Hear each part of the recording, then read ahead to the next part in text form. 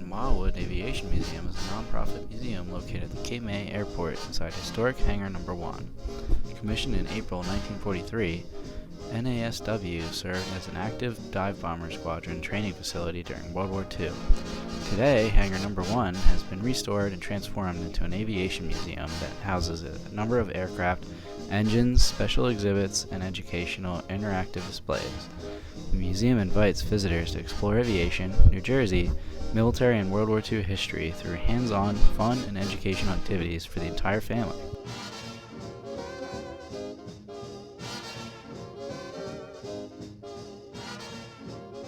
Okay, so what kind of exhibits we have here at the museum? We have over 26 aircraft here at the museum.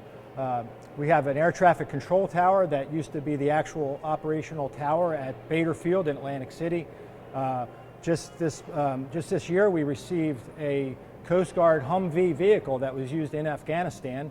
We have a Coast Guard section totally dedicated to the United States Coast Guard because the only training center for the Coast Guard is in Cape May, New Jersey. So we have a section of the museum dedicated to the Coast Guard. As I said, this year we got a Coast Guard Humvee. We have a 41-foot patrol boat. We have a Coast Guard helicopter that was used in Alaska. So we have a great variety of exhibits here. As you can see behind me, we have an F-14 Tomcat that was made famous by the movie Top Gun. And then, of course, we do have some aircraft that relate back to the World War II time frame, the BT-13 Valiant, and also the TBM Avenger aircraft. That was the same type of aircraft flown by the first President, George Bush. He actually saw action in the Pacific Theater during World War II.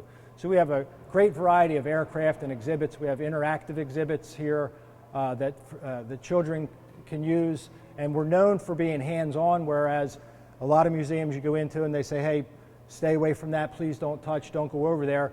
Here we ask students and all of our guests to go ahead, climb in there, get in the cockpit, check it out, climb up the tower, see what it's all about. And so we're known for being very hands-on. Right, so we have a lot of special programming going on, in particular to camps. We run 2 summer camps. We're not in the business to run camps, but part of our mission, aside from restoring the hangar and memorializing the 42 men who died training here, is education. So we do run 2 summer camps. One is for ages 8 to 11, and it's called the Explorers Summer Academy. And the second camp is called Aviation Career Education. We call it ACE Camp or ACE Academy, and we partner with the FAA, which is just about 40 minutes north of here, up at the Technical Center at the Atlantic City International Airport. And they help us out with both camps. Both camps are geared toward students and getting them to think about what they want to do when they grow up now at an early age, especially careers that are technology-based with a STEM background, science, technology, engineering, and math. So the idea for the academies is to get these students to start thinking about what they want to do when they grow up, and not just think about what they want to do, but think about the coursework now that they need to take in school so that when they're a sophomore, junior, and senior in high school, they have the tools to go on to college and then continue to build on those building blocks to get a career later on with the STEM background. It's a lot of fun. We basically, it consists of many field trips. We spend 3 days for the older kids up at the Tech Center, and we go all over Cape May County investigating and exploring different careers, especially, as I said, with a strong STEM background.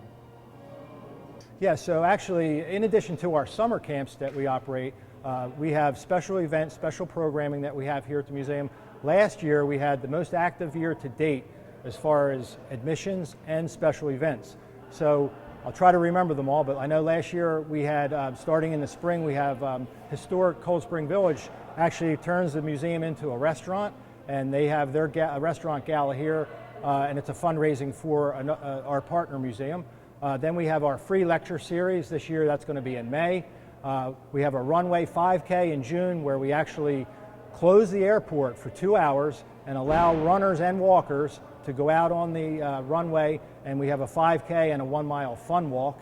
Also in June we have another museum called the Yankee Air Museum out of Detroit, Michigan, is going to bring a B-17 aircraft here to the museum, and then going through into Labor Day weekend at the end of the summer, we round out our programming with Airfest, which is another museum. The Collings Foundation, which is a nonprofit organization, brings in a B-17, a B-24 Liberator, and a P-51 Mustang, and they give rides for an additional fee and walkthrough tours, which is included in the admission fee to the museum.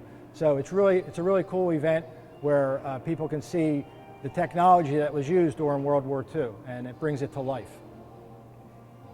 So if somebody wants to get involved with the museum, which we really appreciate, we only have about 4 or 5 paid employees here.